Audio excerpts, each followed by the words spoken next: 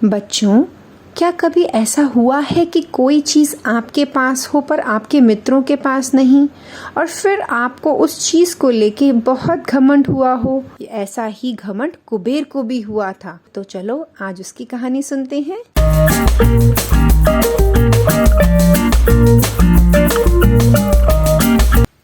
इस कहानी को सुनने से पहले चैनल सब्सक्राइब कर लो, कहीं अगली कहानी मिस ना हो जाए। तो आज की कहानी का नाम है कुबेर का घमंड। कुबेर अपने खजाने की वजह से बहुत घमंडी हो गए थे। एक दिन वे कैलाश पर्वत पर बैठे शिवजी के पास गए। कुबेर ने उन्हें अपने घर भोजन पर आने के लिए आमंत्रित किया। शिवजी जानते थे कि धन के कारण कुबेर घमंडी हो गए हैं। उन्होंने कुबेर से कहा, हे कुबेर, मैं कंदमूल ही खाता हूँ। मैं तुम्हारे घर शाही भोज में आकर क्या करूँगा?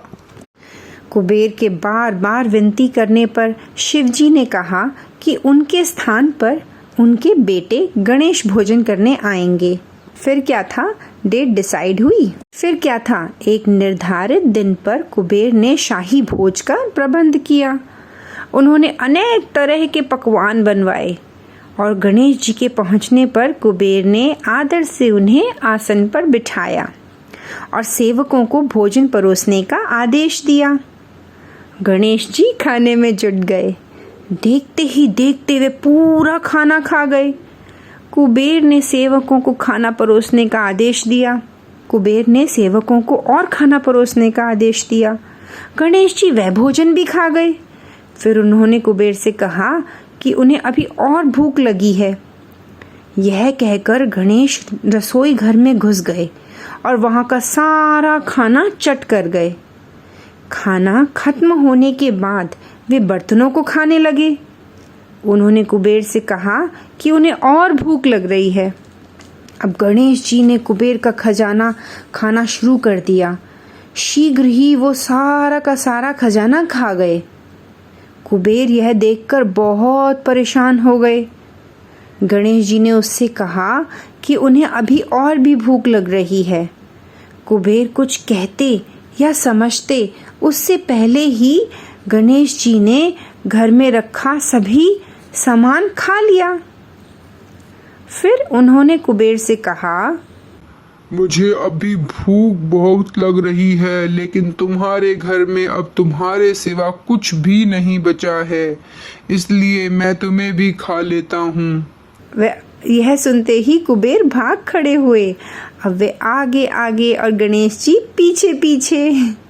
कुबेर को बचने का एक ही उपाय सूझा। वे भागते भागते शिव जी के पास गए और उनके चरणों में गिर गए। उन्होंने शिवजी से कहा, हे भगवान, मुझे बचाइए। गणेश जी मेरा घर का भोजन, भंडार में रखा अनाज, हीरे जवाहरात, सोना चांदी सब कुछ खा चुके हैं, परंतु मैं उनकी भूख शांत नहीं कर सका। तब शिवजी ने कुबेर से कहा, कुबेर, तुम्हारे घमंड का नाश करने के लिए गणेश ने तुम्हें सबक सिखाया है। धन से आदमी सभी कुछ प्राप्त नहीं कर सकता।